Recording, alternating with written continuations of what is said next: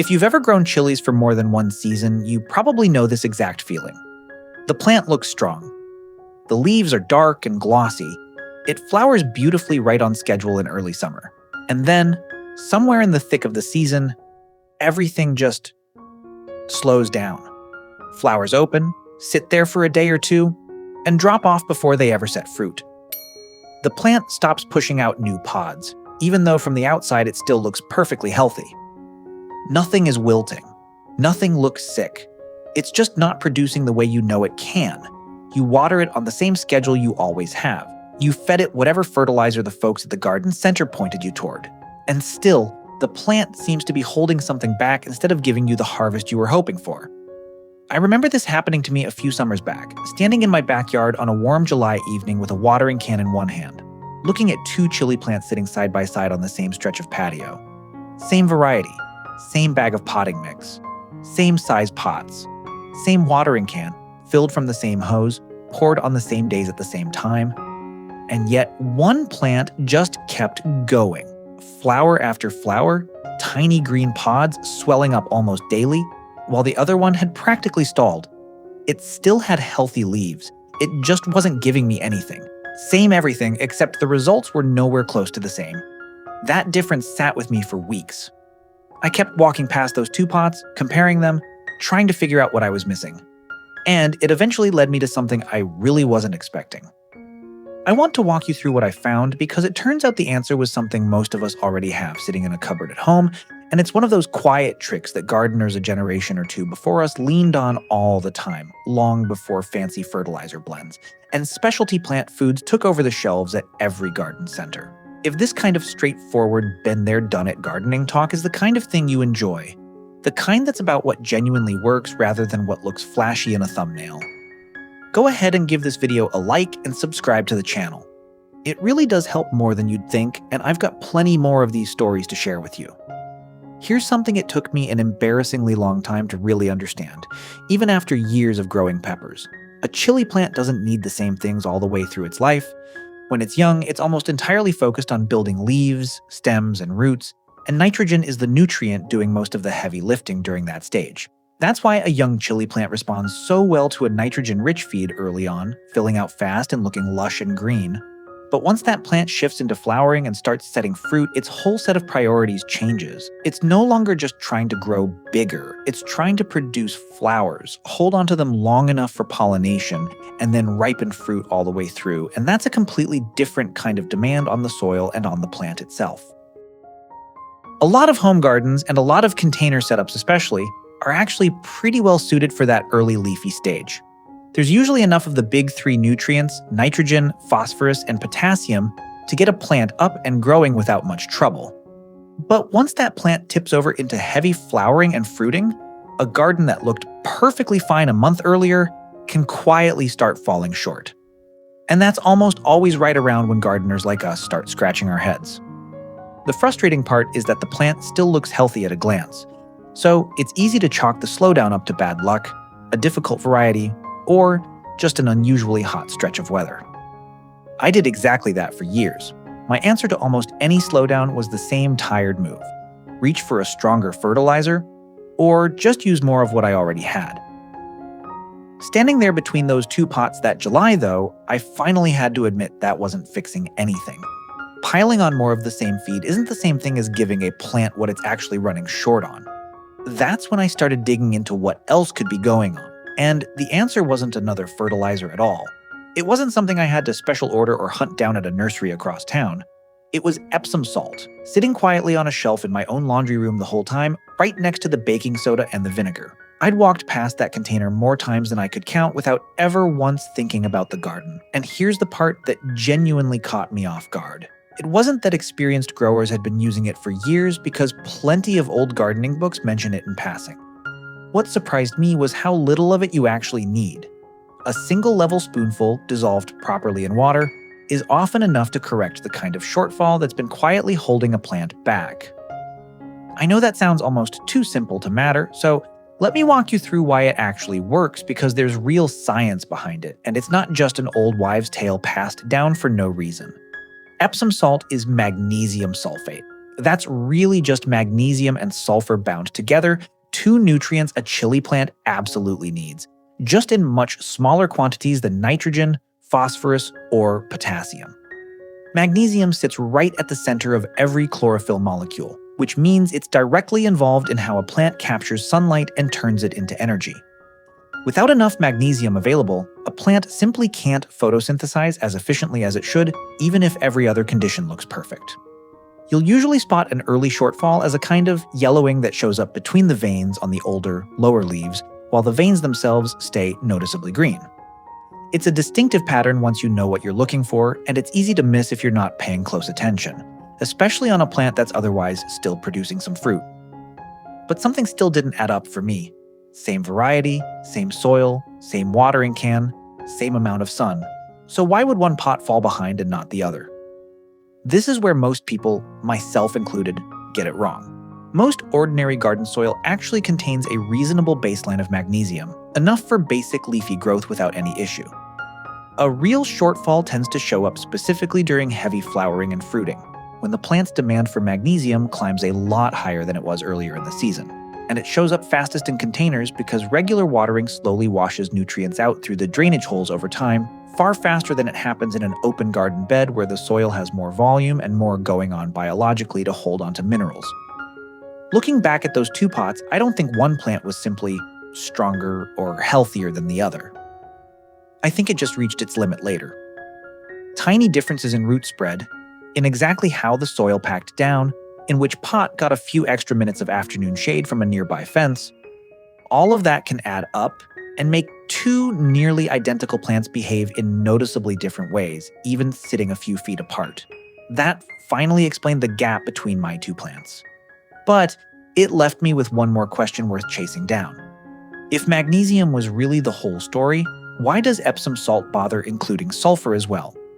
That's a piece that doesn't get talked about nearly as much, but it matters. Sulfur plays a supporting role in how a plant builds proteins and enzymes, the everyday machinery it needs for ordinary growth and repair.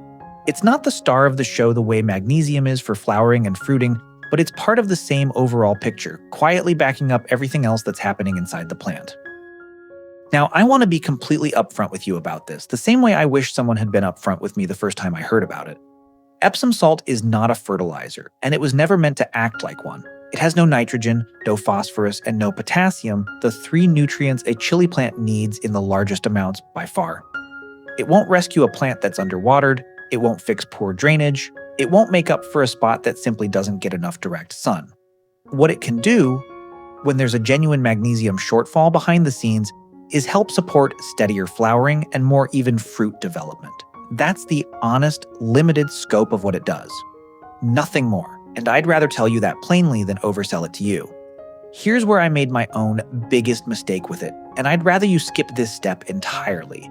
I figured that if one spoonful helped, then surely 2 or 3 spoonfuls would help even more. It doesn't work that way at all. Epsom salt is still a salt, plain and simple, and using too much of it doesn't double the benefit. It just builds up in the soil over time, and eventually it starts working against the plant instead of for it, interfering with how the roots take up water and other nutrients.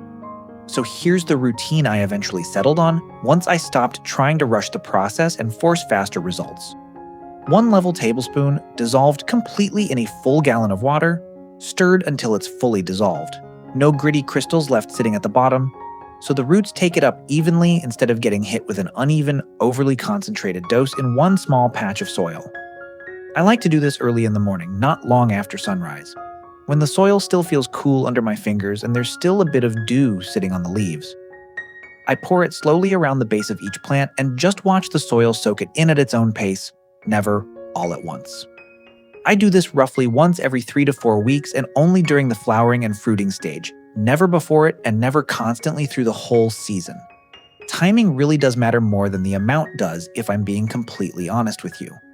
Earlier in the season, while the plant is mostly focused on building leaves and stems, it simply isn't drawing on magnesium the same way it will later, so there's very little reason to add any at that point.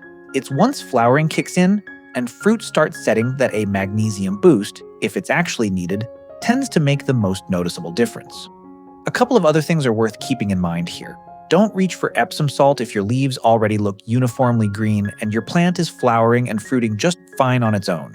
You'd just be treating a problem that was never really there in the first place, and there's no benefit to adding a nutrient a plant doesn't need. And whatever you do, don't let this one small habit distract you from the basics that actually matter most. No amount of Epsom salt makes up for inconsistent watering, for a pot that drains poorly, or for a plant that simply isn't getting enough direct sun through the day.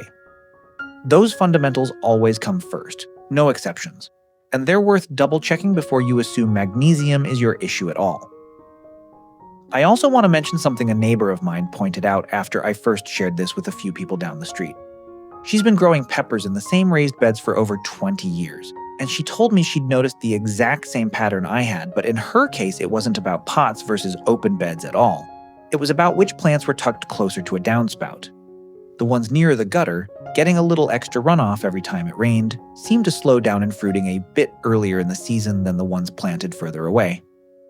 At first that seemed backwards, since more water sounds like a good thing, but once I thought about what we'd already talked about, it made complete sense.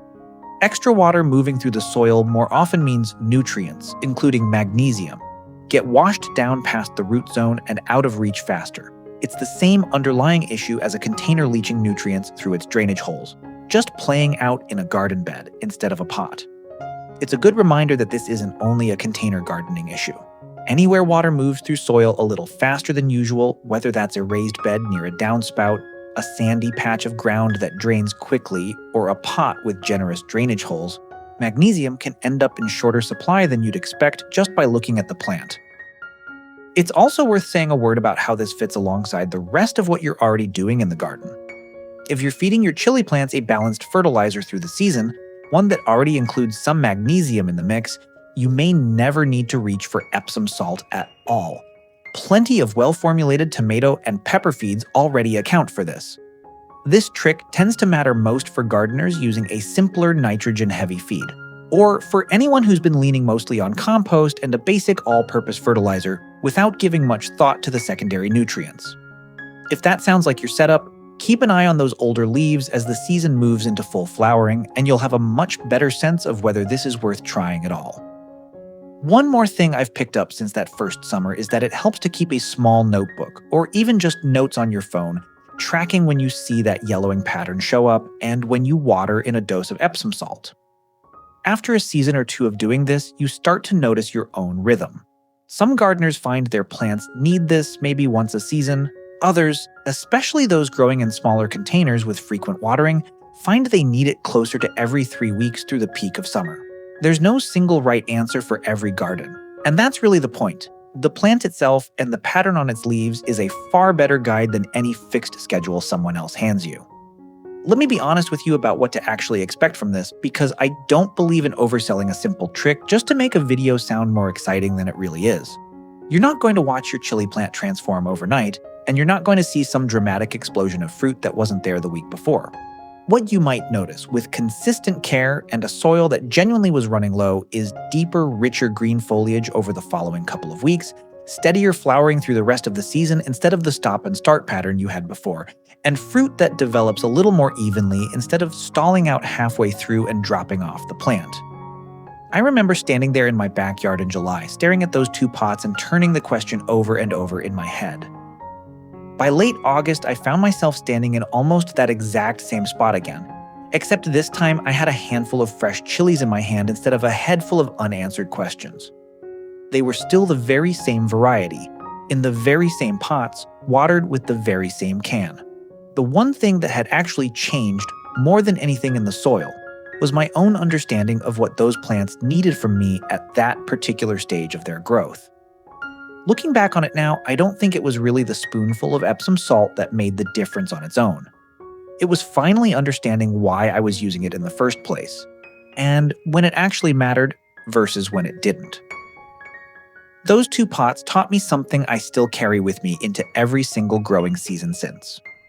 Whenever I see 2 plants growing side by side now, behaving differently, even though everything around them looks identical, I don't automatically assume one of them is simply stronger or better than the other.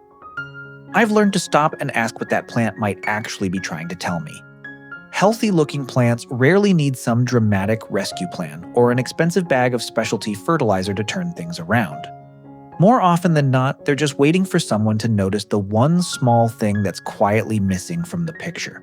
So if you're curious about trying this yourself, mix up a small batch the next time your chilies are deep into flowering and fruiting, water it in gently around the base of the plant, and just pay attention the way you already do when you're out checking on your garden each morning.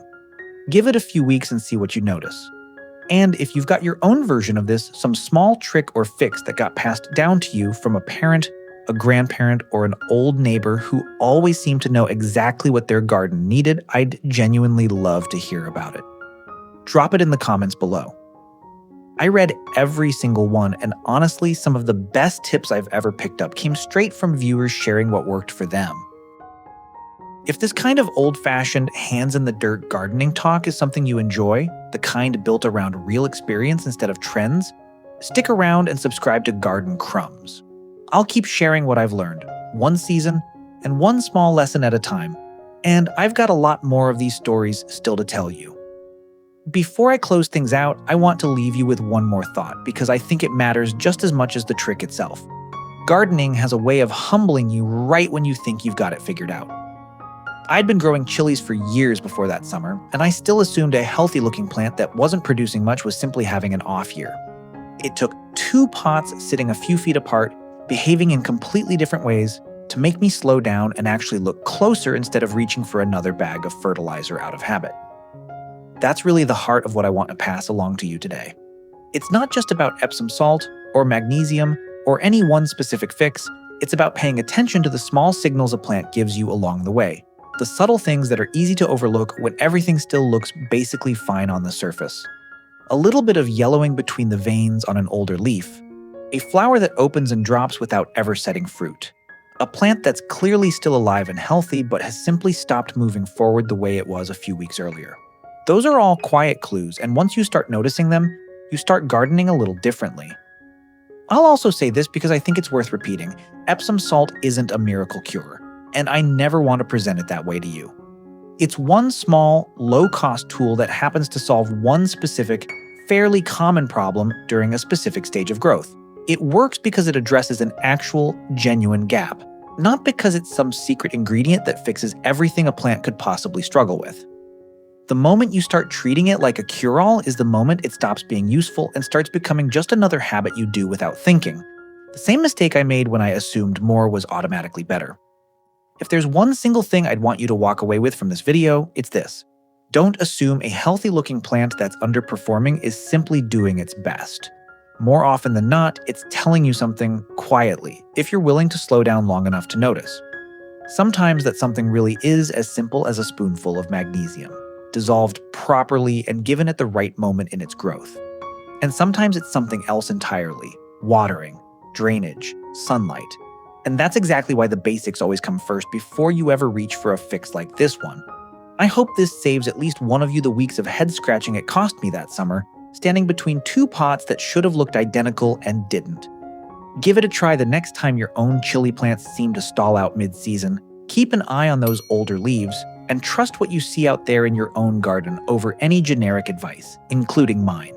You know your plants better than any video ever could. Thanks so much for watching all the way through. If you found this helpful, I'd really appreciate a like, and if you're new here, consider subscribing so you don't miss the next one. I've got several more of these old-time gardening lessons lined up to share with you, the kind of practical, no-nonsense advice that's been quietly working in backyard gardens for generations, long before any of it showed up in a video like this one. Until next time, happy growing, and I'll see you in the next episode of Garden Crumbs.